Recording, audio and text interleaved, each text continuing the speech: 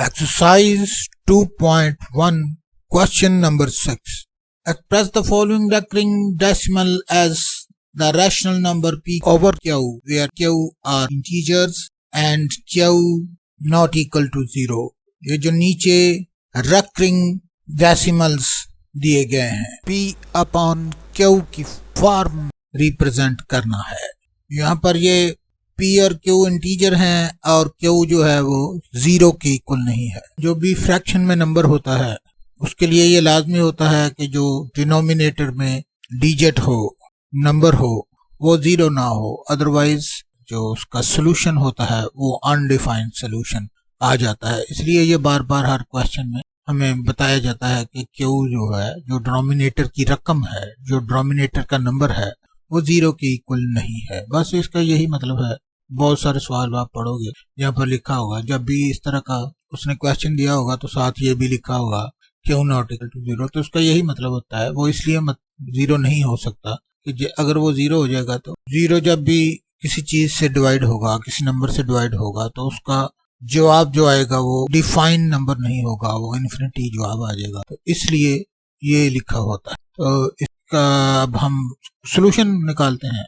ये तो बता दिया मैं। सोल्यूशन इसका निकालते हैं। क्वेश्चन नंबर 6 पार्ट नंबर 1, 0.5 और ऊपर एक बार सी लगी हुई है। तो इस बार का मतलब है कि ये रिकरिंग डेसिमल नंबर है, जो कि इसी पैटर्न में इस तरह ये 0.5 है तो 0.55 आगे एंडलेस चलता जाएगा। तो लिख लेते हैं इसको। क्वेश्चन लिखता 0.5 और ऊपर ये बार से लिखा हुआ है, तो इसका मतलब ये है कि ये एंडलेस है, आगे ये 0.5555 आगे चलता जाए, तो नॉन टर्मिनेटिंग। तो लेट्स 0.5 और ऊपर ये बार से जो है टेनी सी लाइन जो है, इसको हमें x के इक्वल रख लेते हैं। Let x is equal to 0.5 और ऊपर ये बार भी लगा देते, और नीचे x इज इक्वल टू ये, इस बार का ये मतलब है 0.555 और उसके बाद ये आगे चलता जाए। इस तरह हमने लिख लिया है। अब हम बोथ साइड को 10 से मल्टीप्लाई कर देते हैं। अगर ये बार एक डिजिट पे हो, जैसे ये 5 है तो ये एक ही डिजिट पे बार है, तो इसको हम 10 से मल्टीप्लाई करेंगे। अगर ये बार ये डबल डिजिट पे हो, 2 डिजिट लिखी हो, जैसे ये 1 और 3 भी है साथ, तो फिर हम 100 से मल्टीप्लाई करेंगे। क्योंकि ये सिंगल डिजिट पे है तो इसलिए हम 10 से मल्टीप्लाई करेंगे बोथ साइड को। यहाँ हम लिख भी देंगे मल्टीप्लाई 10 बाय बोथ साइड। तो 10 को जब x से मल्टीप्लाई करेंगे तो 10x आ जाएगा, और जब इसको इससे मल्टीप्लाई करेंगे तो 10 में एक 0 होता है, और 10 में इतना पोटेंशियल होता है कि इस वाले जो ये वाला पॉइंट है इसको एक डिजिट तक वो राइट साइड पर ले जाए। इस पॉइंट को एक डिजिट राइट साइड पर ले जाता होता है। ये इस तरह भी है, या कैलकुलेटर से कर लेना, तो जवाब आपका इस तरह का कोई आ जाएगा 5 पॉइंट, और आगे ये वाला 555 इस तरह आता जाएगा। इसको उसने एक डिजिट इधर कर दिया है और बाकियों को इसी तरह ही 0.55 लिखा रहने दिया है। तो उसके बाद हम ये वाली जो x है, x को हम इससे माइनस कर 10x माइनस x कर दें, और इस तरफ भी ये 5.55 माइनस 0.55। जब ये सिंप्लीफाई होगा तो ये वाला जो सारे का सारा है, ये इतना पोर्शन ये इधर से माइनस हो जाएगा, इस तरह इससे माइनस हो जाएगा, और बाकी बच जाएगा 5 और 9x। इधर से जब 10x है तो 10x में से जब x निकलेगा तो 9x बच जाएगा। यहाँ पर हम 9x लिख लेंगे और यहाँ पर 5 लिख। अब ये वाला जो x है ये इजिकल टू आ जाएगा 5/9। ये जो 9 इससे x से मल्टीप्लाई हो रहा है इधर आके, तो यहाँ पर हम लिख लेंगे x इजिकल 5/9। तो शुरू में हमने x को इस के बराबर रखा हुआ है, तो अब हम x की जगह पर ये वाली वैल्यू लिखेंगे। तो ये वाली वैल्यू लिखेंगे 0.5 और ऊपर बार सा लिखेंगे, और इसका मतलब ये है कि ये 5/9, यही हमने प्रूव कर। तो ये हमने क्वेश्चन 6 का पार्ट 1 कर दिया था। अब क्वेश्चन 6 का पार्ट 2 हल करेंगे। इसका लिख लेते हैं।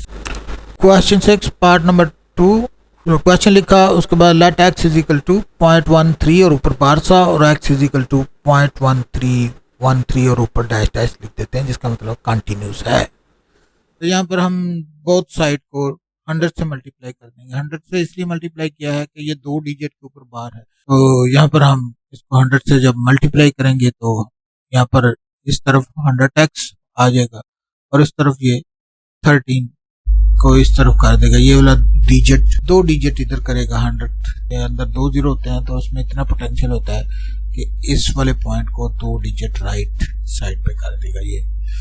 और लिख लेते हैं इसको 100x इज इक्वल टू 13.131 और आगे कंटिन्यू है इस तरह। हो गया है मल्टीप्लाई हमारा इससे।